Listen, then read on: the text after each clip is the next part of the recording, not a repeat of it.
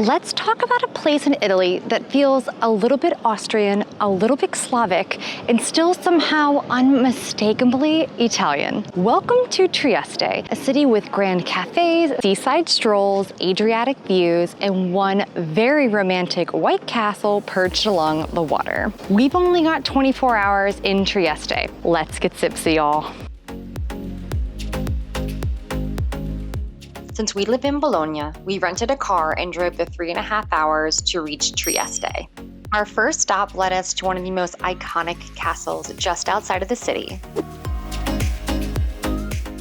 Just 15 minutes from the city center, Castello di Miramare looks like something out of a fairy tale, perched right on the edge of the Adriatic with white stone walls, romantic balconies, and sweeping sea views. It was built in the mid-1800s by Archduke Ferdinand Maximilian of Austria, younger brother to the Emperor Franz Joseph. He wanted a peaceful seaside escape, and I gotta say, I think he nailed it. The castle's interiors are lavish and decked out in wood paneling, velvet walls, and nautical themes, fitting for someone obsessed with the sea. The rooms are mostly preserved as they were when they lived here with his wife, Charlotte of Belgium. But the story doesn't exactly have a fairy tale ending. In 1864, Maximilian left Miramare to become the Emperor of Mexico and was executed just 3 years later. Charlotte returned to Europe and eventually suffered a mental breakdown. Since then, Miramare has a long list of military and political uses, from the Nazi occupation to Allied headquarters. But today, it's a museum. Even if you don't go inside, the grounds are free to explore and absolutely worth the walk. The park is full of exotic trees,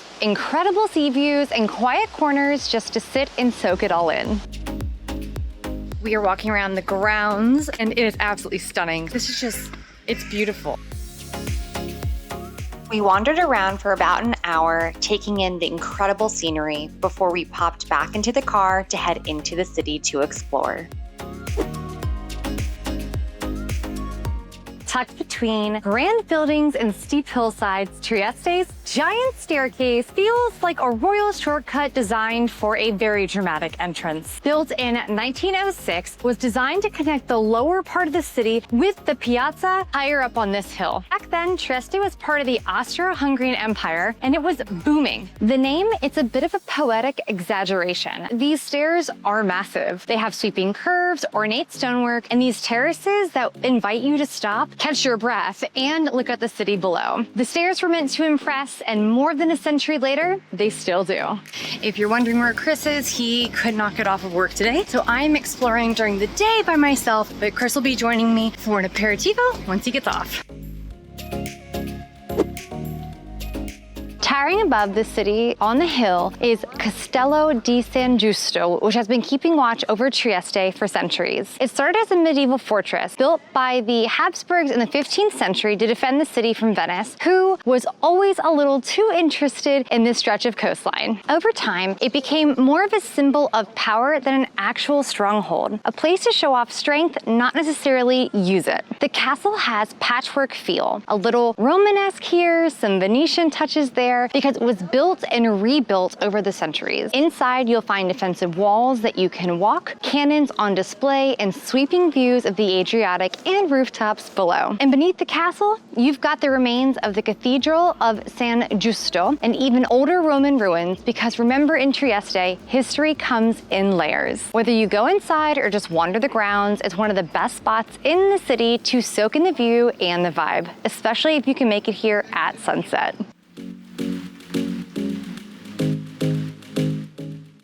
We've been to a lot of castles, and this is by far one of the coolest displays of armory I have ever seen. The amount of rifles and guns and just the bayonets and everything, it's just astounding. I've never seen this many, and it's beautiful.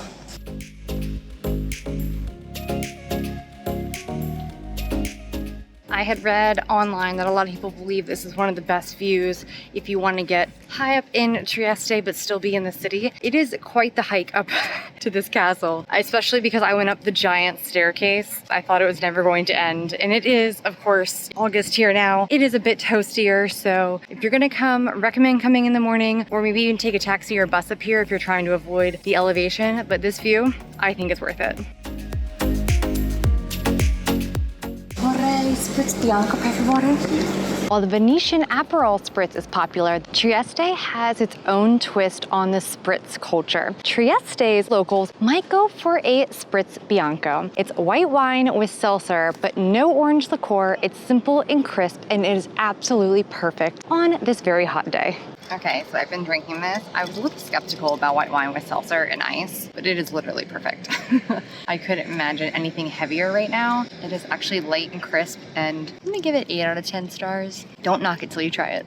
A couple just notes while I'm taking in my drink and the view is the castle was €7 to visit. It can probably be done in an hour, especially if you're not reading every sign and plaque. I think the mosaic room was really cool. I didn't expect that here, and we're gonna go to the Roman theater after Chris gets off work, and they had moved all of that stuff over here into the castle. Really, really neat. The mosaics were absolutely beautiful. I'm glad I came here and paid for the entry here because the other castle was more of a museum, and we peeked in the windows there, and it was more from like that family's estate. This was swords and armory and all the cool stuff. So in my opinion, I think this would be the go-to. Plan for the rest of the day.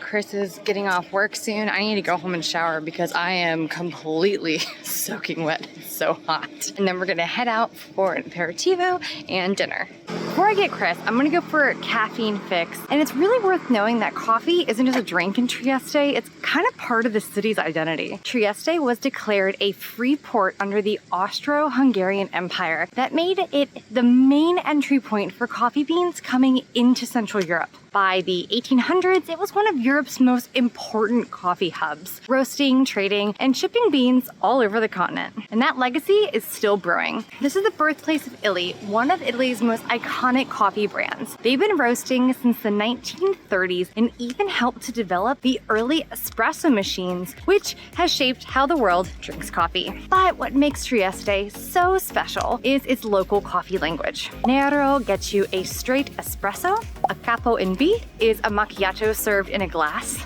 It's this blend of history, ritual, and language that makes coffee in Trieste feel more culture than casual, and you'll understand that firsthand at my next stop. Let's head into Caffe San Marco to grab a quick drink. Caffe San Marco has been a staple in Trieste since 1914, surviving world wars and changing times. It was a favorite hangout for writers and thinkers, including none other than James Joyce, who spent over a decade living and writing in the city. The cafe still holds that old-school vibe with wooden tables, shelves full of books, and the rich aroma of freshly brewed espresso. It's a chill spot to take a break, watch the world go by, and soak up some genuine Trieste coffee culture.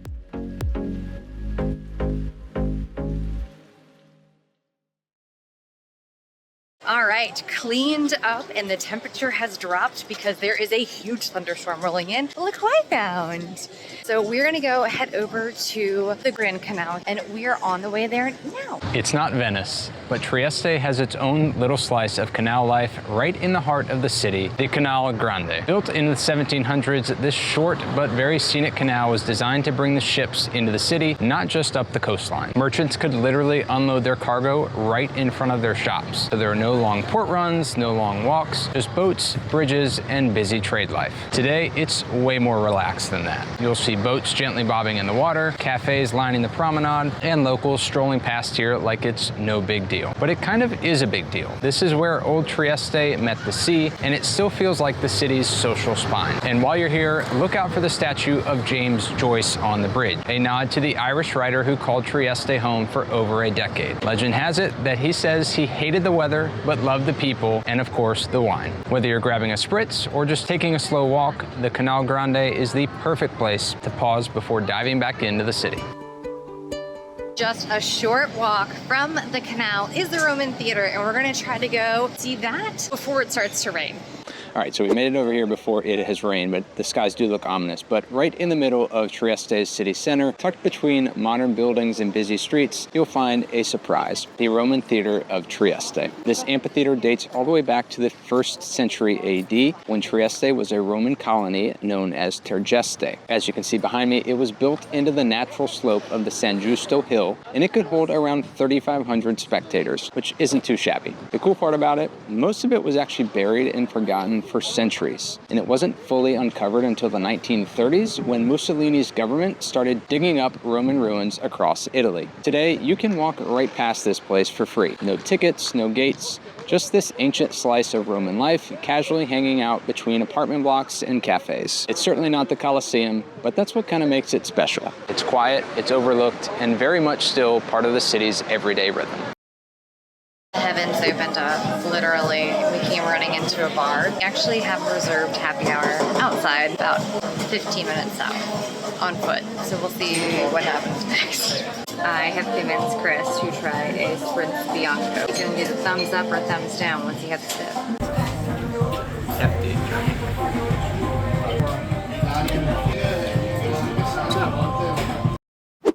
We decided we were just gonna keep bar hopping down to where we need to get to. So now we're at this adorable little wine shop.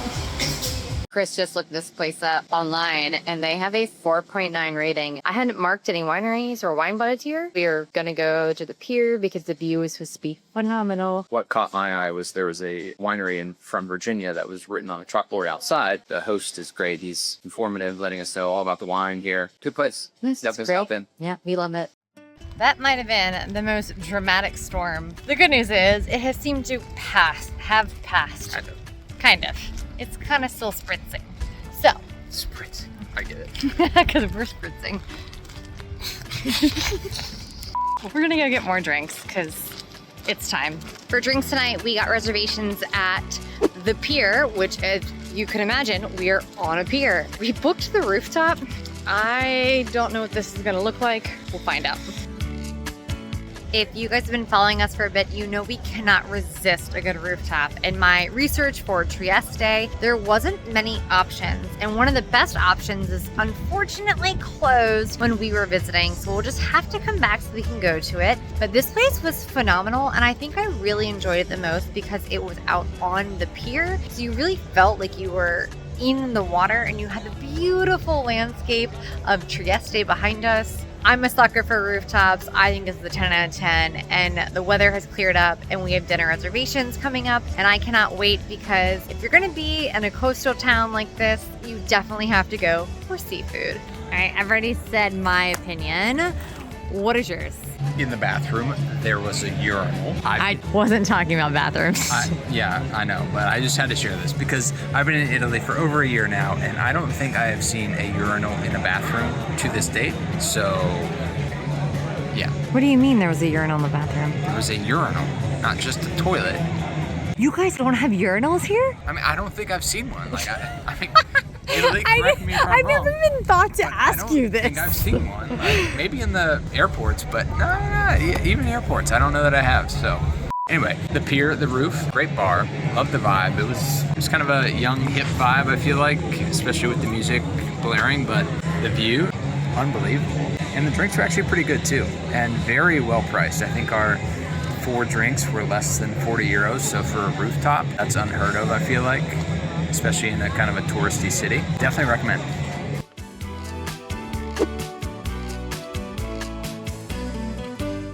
So we were brave, and for dinner we got the sardines in Savour, which is a local dish here. Chris and I have had sardines a few different times at this point, and we don't care for them. And these are supposed to be deep fried and marinated in some delicious stuff that we do like onions and parsley. I'm staring at this dish and not at you guys because I am literally terrified. I see fins, I see bones. I don't know how to eat this. I was gonna say I'm a fish out of water, but I'll save you guys the dad one.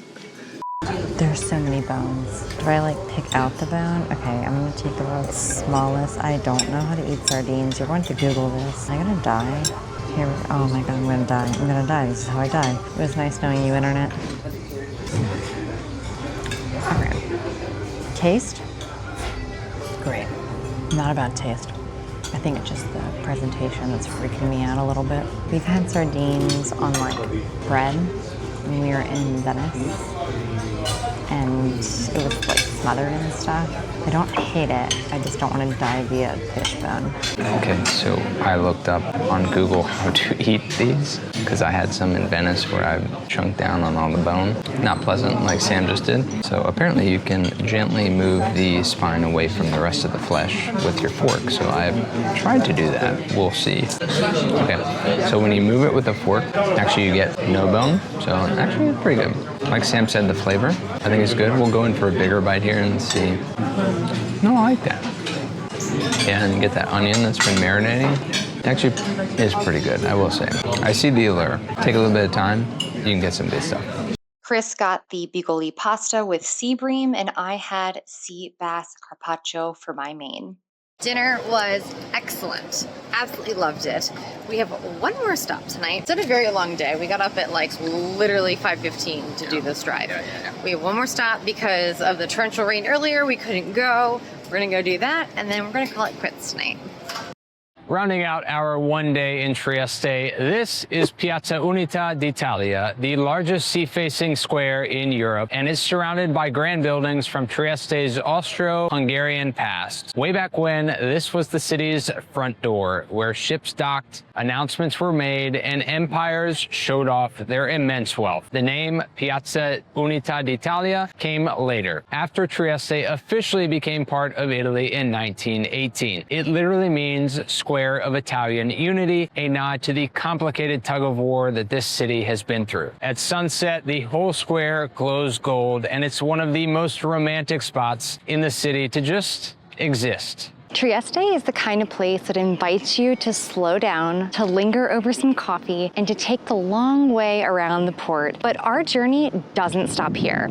From this corner of Italy, we're heading just across the border into Slovenia, where castles cling to cliffs, the food is next level, and the wine is wildly underrated. So if you thought today was great, wait until you see what's coming next. Make sure you subscribe so you don't miss the next video. Thanks for watching. Cheers, y'all.